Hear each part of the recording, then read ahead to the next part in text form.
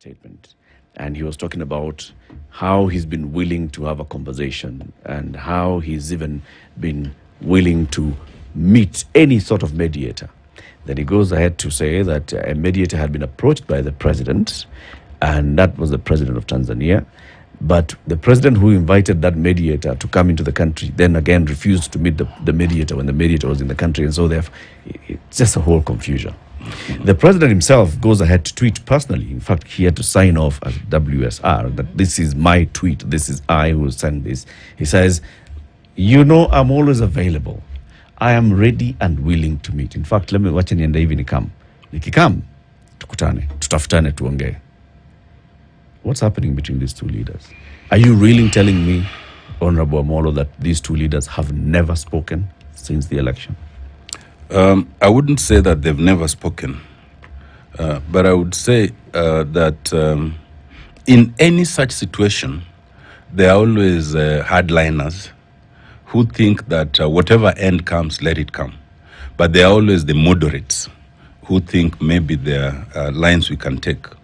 And definitely, even on our side, there must be both. But I think the more... Which one are you? I'm always a moderate, yes. But I think that the more challenging side is the Kenya Kwanza regime. The sense of what I get, and I got it even in the bipartisan team, I get it in how they're operating, is that there's a difference of thought in terms of the president and his deputy. First, on the idea of any dialogue completely. But secondly, on the ambit of that dialogue, I get the sense that the president's side are fearful of any talks that takes us to 2022. Yeah, that which demands open the servers for fear of the unknown and the consequences of that unknown. But want to have a conversation about 2027 for legitimate purposes. Because in 2022, there are very many legitimate issues that arose out of IBC. And they still remain unresolved. If then you start with an illegitimate process of appointing commissioners, then it doubles the illegitimacy issues of the future. And I get the sense that they want to restrict the talks to along that line. And not in the past. I get the sense that there are those who, like the deputy president, think that any sort of dialogue might put them in jeopardy in future. That any sort of dialogue might, they have this schizophrenic fear of any discussion. So they start by saying, we can talk, but there's no nusumkati, no handshake. It's very interesting. It's like having a conversation about a boundary. Then you say, I will only come to that discussion if I will not move the boundary. Why not come and say, one of my conditions is that I'm not moving the boundary? Why? What is the fear? And I think their fear is some sort of nusumkate thing, handshake. And I don't know where that comes from. Because, and I can tell you, I was the chairman. At no time did I get instructions to entertain anything about handshake or nusumkati. And, Latif, people use handshake and nusumkati as if they're interchangeable. The nusumkati thing comes from 2007. And that's when Raila, in fact, by the admission of William Ruto, Raila won the election fair and square. He accepted to a power-sharing idea to save this country. How can that be wrong? He could have insisted. In 2018, the second handshake, again, the country was on the precipice. And then Raila and Uhuru suddenly shook hands. That's not nusumkati. What did Raila get from the government? What did we get from government? I can tell you, because I was a member of parliament, it only brought us difficulties. Every other time there was a government bill you are supposed to support, whether you agree or not. Personally, it costed me, as you know, because I voiced my opinion several times. I was chucked out as vice chair of JLAC.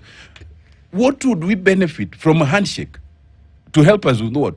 Raila doesn't need a name. He's been prime minister.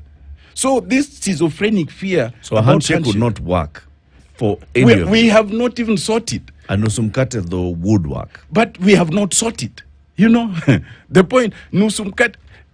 As Mother Karua keeps saying, we want the servers to be open so that we know who won. Then, if it can be said it's us, we take the whole loaf, not half. Why half when you can get the Yes, whole why thing? half when you can get the whole of it? So really, this schizophrenic fear with Nzumkat. Now, that fear that I think bedevils the entire Kenya Kwanza regime was also evident in our bipartisan team. There are those, and I think the majority of them were had this schizophrenic fear of any discussion. Those who are willing to discuss were only 2 or 3. I will not name them, but that's what we saw, and that's part of why I said it. So why come for a meeting, something that is well advertised, the whole country knows about it? Why come for a meeting when you, in essence and in spirit, don't really want to be in that meeting? For a very simple reason, and I said it before, and I'll repeat it. There are those who believed initially that if Raila and our team called any protest, they will not succeed. And then the initial wave of protests succeeded so much that then they started worrying. And they accepted talks, yes, as a way of buying time and cooling things down. That is my theory. And once we started the talks, that's why our colleagues were very keen on just postponing things. Even when we demanded that we give ourselves only 21 days, they were talking of 90 days minimum. You see? So it was a way of cooling down temperatures and taking us all round, And so once things looked like they had cooled, I think someone decided that now, even if they pull out of the talks, the second wave of demonstrations will not happen. So when we pulled out, and now they've seen that the waves are even more serious than the first, that's when they now come and say, now come back. And as they were saying yesterday, that now we are willing to reopen discussion on the positions we took. So it to take us round. So there's no confusion Yes. in terms of the position that Azimio has today. For purposes of clarity, can you tell us what is it that Azimio is saying unequivocally as the position, with all the other noise that is around? I think folks want to know, where are we today? You've said there's no Nusumkati, there's no power sharing that's being sought after. So what exactly is it? Let me be clear. First, it's about the IEBC. And the IEBC is not just about history, it's about the future. If we don't get to the depth of what happened in 2022, 2027 will be like a joke. We want the servers opened first so that we know the truth, but also so that we know how to deal with 2027. Otherwise, there would be no point in participating in those elections. And that's why opening the server and constitution of commissioners is number one. Yeah. Number two is the question of cost of living. And we all know where that has gotten to. And we warned them. And I think everyone else has said, even the religious leaders, that as a show of good faith, this regime should start by withdrawing the finance bill so that it can be adjusted and then address other issues in terms of cost of living. Number three is this indiscipline of raiding political parties. As we speak, we are back to worse than before multi-party democracy. We are back to a situation where MPs are being bought left, right, and center. They are not even required, as the law expects, that they go back for a fresh mandate. So multi-party democracy, which is enshrined in our Constitution, Article 3, becomes meaningless because whoever wins will just use the state machinery to buy power without seeking to go back. Excuse me, Wakili, a quick one. Yes. You say that MPs are being raided and being bought easily, and they're not required to go back to the people. Yes. Required by? Has the law changed? The law expects. I was elected on ODM. Yes. Okay. If I choose to leave ODM, and by the way, the Constitution does not even require you to do it expressly. Yep. You can be deemed, Yep. to have crossed over. Yep. If I am deemed to have crossed over, then I'm required to seek a fresh mandate. And Okay. that law Now, has- people. from the people. That law has not changed. No, yes, but the tricky part is it. It is the speaker to declare that you've crossed over. And the speaker is subject to the majority, which is aligned to the regime. You see the rigmarole. So the Kenya Kwanza regime has no problem buying MPs left, right, and center, knowing that no speaker, because they've captured the speakership also, will ever say that now Otiende Amollo's seat is vacant. That must stop.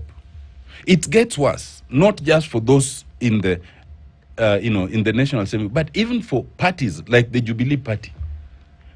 Once you choose to leave a party, as William Ruto and his guys left, I don't belong to Jubilee. But if I was to choose to leave ODM, I would not want to wreck it.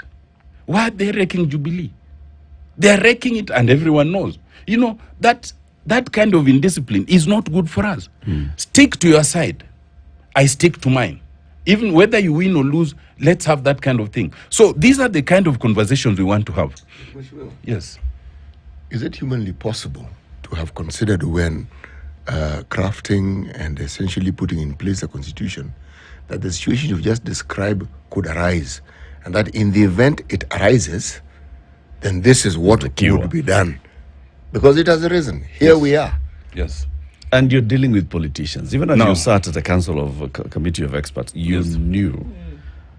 Let me tell you, do you know, no constitution in the world I know dedicates so many sections to dealing with political parties as we do. There's only a limit of what you can do or say. You know, yes. Humanly possible. So it's not, you cannot contemplate everything. There are some you leave to legislation, there are some you leave to good faith. But it is with that realization that now we are saying this is conversation that we must have in a bipartisan manner, so that even in future, it doesn't matter whether ODM or anybody who captures state power, they must be prevented from doing that. So you had asked me, what is it we want? So I'm just giving you the example of some of the kind of conversations that we need. But now, in the course of agitating for that, other issues have arisen. Cost of living is one of them, but how to deal and regulate demonstrations is yet another. The maiming and killings, what it's almost now amounting to genocide, is unbelievable. And any conversation in this country must now include things around that, such massacres, because it's a constitutional right.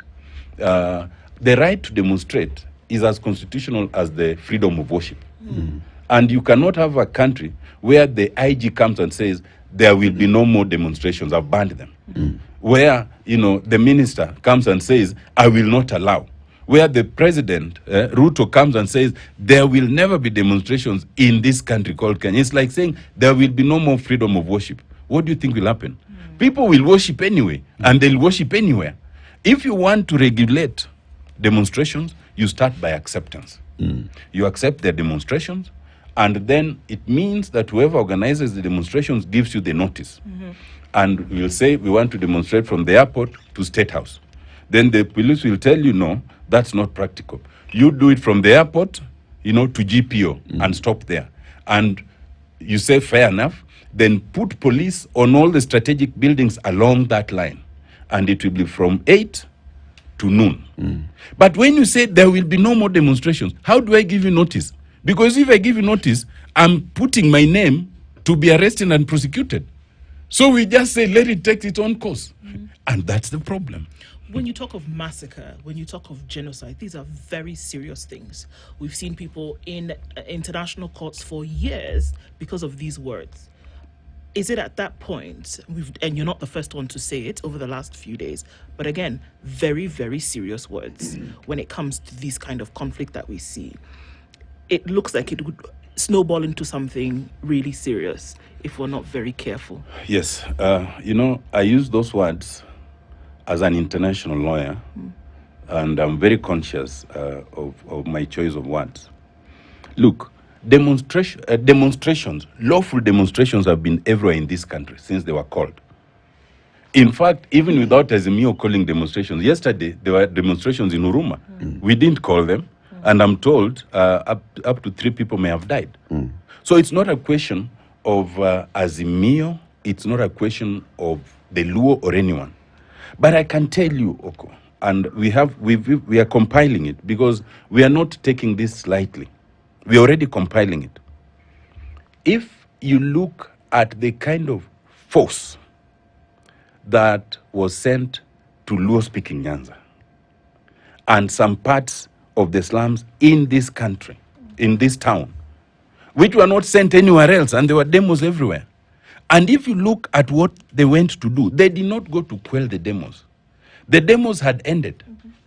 Now, these are people who are going to where people stay at in the evening and at night, kicking doors and removing them and shooting them. If you go, and unfortunately, even as I speak, there are lawyers, there are doctors in the hospitals in Siaya, in Homa Bay, in Russia. If you see the kind of maiming, the kind of injury, a boy of 17 with 9 bullet wounds, and all of them, and you saw, they're all aiming at the chest. What do you call that? What do you call that? If it was quelling riots everywhere, police would be sent generally. They would try to quell the riots, the mandamanos when they are on, not when they are not on. They would try not to kill, they would try to disable the mandamanos. What we are seeing, and we are compiling this for ICC quite seriously, and any other body that cares, the Special Rapporteur of the UN, the African Union, the African Court, all of them. And if you look even at the number of people who have been injured and died, it becomes difficult to come to any other conclusion. The PS for Interior, Dr. Otiende Amollo, released a statement yesterday where he said 305 law enforcement officers were seriously injured, 1 was killed, while executing their cardinal responsibility of protecting lives and property. The police service also lost 158 vehicles. 9 police stations were either burnt down or severely damaged by people who were masquerading as protesters. What do you say? Well, any loss of life is regrettable. And the loss of life of even a single police officer is regrettable. Okay? Any damage to property is regrettable. Yes? Any station that is burnt down is regrettable. But 2 things. First of all, what is the reason that we are there? The reason is that the police start by saying there can be no demonstrations. If they started by accepting it and then agreeing with the people who arrange the demos, yeah, and then we have a situation where either they have gone out of the agreed time or the agreed area, then we can be talking like that. But this is because they refuse, they try to suspend the constitution by saying there can be no demos. That's the first point. The second point is that as regrettable as that is, I thought that as you're mentioning the 1 police officer who died, you should be mentioning the over 40 who have also been killed by police officers. You should be mentioning the over 1,500 who have been injured and maimed by police officers. You should also be mentioning the other destruction of property and houses that was done. I think the point that the PS is making here is we have only heard of the other, but not heard of the police. PS Interior is and PS coming out to report, everyone in Kenya. Coming out to report on what has actually happened on this other side. No, that can't. On the security agencies, what you have not heard being mentioned by anyone, by Otiende Amollo and the rest, is that 305 police officers But who injured. else would get that information? How would I mention it? Where would I get it from? No, that's why he's bringing So it the out. point is, the PS of Interior is supposed to bring out the full thing. If you are saying deaths, say there are 50 deaths, police officers, civilians. If you are saying destruction of property, give the full hog. Injuries, 300 police officers, 2,000 civilians. Give the whole thing. Don't give it in parts. And where we are going is quite dangerous. We are going to a situation where the president of a country can call a parliamentary group meeting and tell the members of parliament and governors that you cannot sit back when these demonstrators are on. Rise up and confront them. What are you saying? Who knows, therefore, who killed who or who harmed who? Secondly, you are in a situation where the president stands up, despite what we've seen the police do, and thanks the police for good work, does not even mention those who have died or injured, does not even mention restraint. In fact, you see some dichotomy. There was a time that Professor Kindiki was more restrained.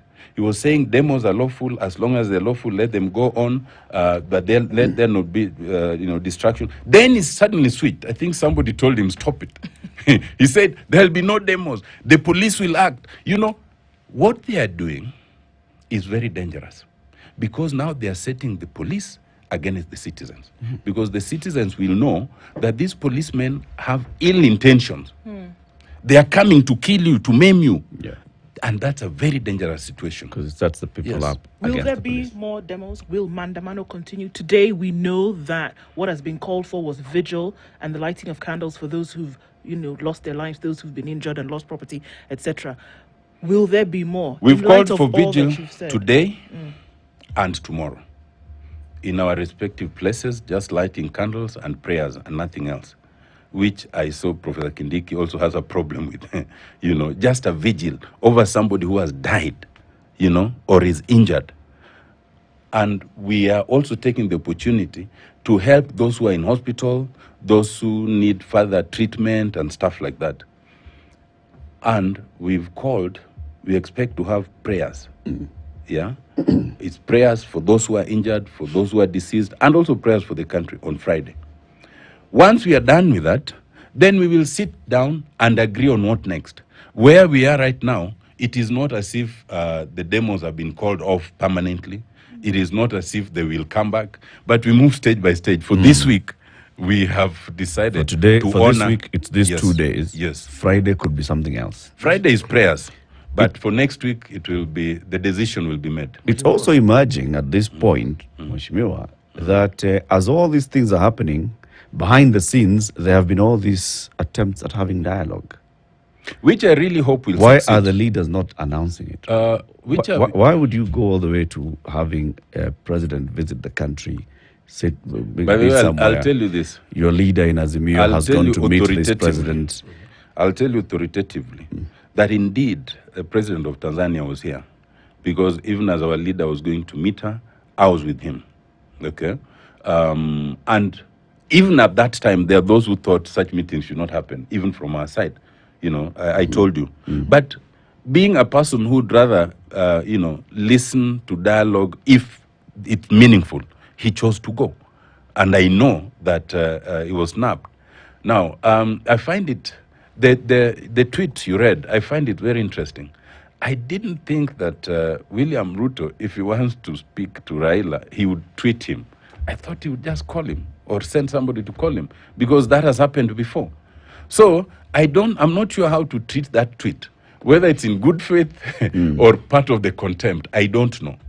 But I do know, like you, I actually hope that we can have a situation where we can have meaningful dialogue, not cosmetic dialogue, but meaningful dialogue. Because indeed, this country ails from a lot. And only those who don't care for the country will then think this is an Azimio problem. But the protests are no longer about Azimio. In fact, I think that the country as a whole and the KK regime is lucky that so far in Raila Amollo Odinga and the Azimio leadership, there can be some form of control that now call it off. The day they are not there and they lose that control, then you will wish that there was somebody to be calling it on and off. I am happy at some point that I am ignorant of the law. I don't have the knowledge you have. And that's why I can ask the question I'm going to ask. What is it that prevents Azimio from having what us laymen refer to as a shadow cabinet? People who can counter whatever government says and does at every stage. For instance, now you have the PS for Interior speaking. If you had a shadow interior, the shadow interior minister would say, look, if we're talking about the Ministry of Finance, the Treasury, and they issue a statement, you would be saying, no.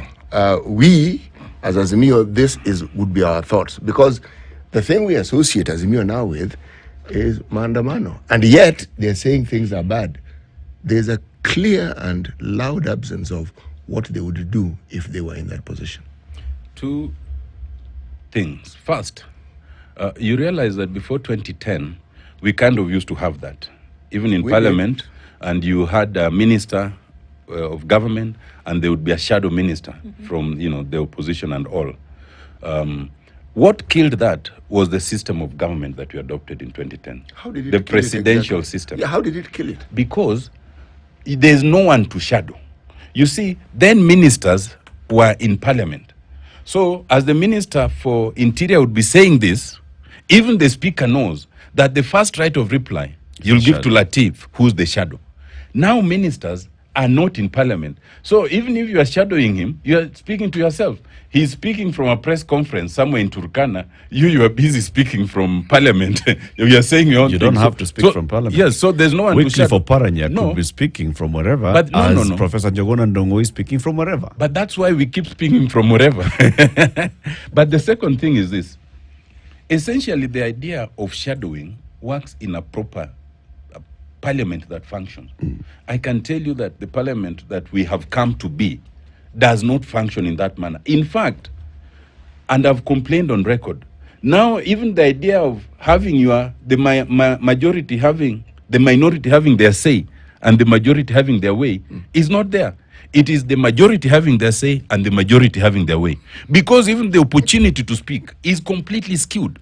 You know, so even if you talk, you're just talking in vain. And you know, and the worst thing, and I can tell you, ladies and gentlemen, the worst thing in parliament right now, there's something called put the question. Whatever good idea or contribution you bring, yeah, one person speaks, and then you hear somebody tell the speaker, put the question. And they put the question, and since they're the super majority, they say yeah, and that's the end of that matter. Done. Whatever ideas you have, you go back to your house with it. When you were drafting the constitution, of course, on this particular matter of system of government, you sort of left it to the political class to thrash out and agree.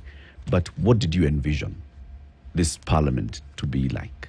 Latif, and these Kenyans need to know, the committee of experts recommended a parliamentary system in the harmonized draft constitution. We did not recommend a presidential system. If you ask me, even up to today, part of the problem we have, and we'll continue having it, is having this pure presidential system that we've adopted, that essentially you have two broad formations of almost equal strength, and whoever is declared winner takes everything. It's not really good for us. At that time, the members of parliament then introduced the presidential system as a bargaining chip. If I might remind you, what was the ODM side then, wanted a parliamentary system. Pure parliamentary. Yes, but they also wanted devolution. What was then, it was called what? The DP. Yeah? Wanted, PNU side. Yeah, PNU side. Wanted a presidential system and no devolution. So the bargain, the trade-off was, we take devolution, we take the presidential system. That's essentially how we've ended up here. One of the things we must revisit is this presidential system. It's not good for us. Otiende Amollo, we thank you very much for joining us. You're welcome. Asante sana. Otiende Amollo is the member of parliament for Ariada constituency. He was in the Committee of Experts and Constitution Review. He is a member of the Justice and Legal Affairs Committee in Parliament. He was, until just recently, for maybe 3 weeks, co-chair of the Bipartisan Dialogue Committee. Thank you very much. Have And a lovely senior day, counsel. people. I think that's the most course. important. And senior. Otiende Amollo.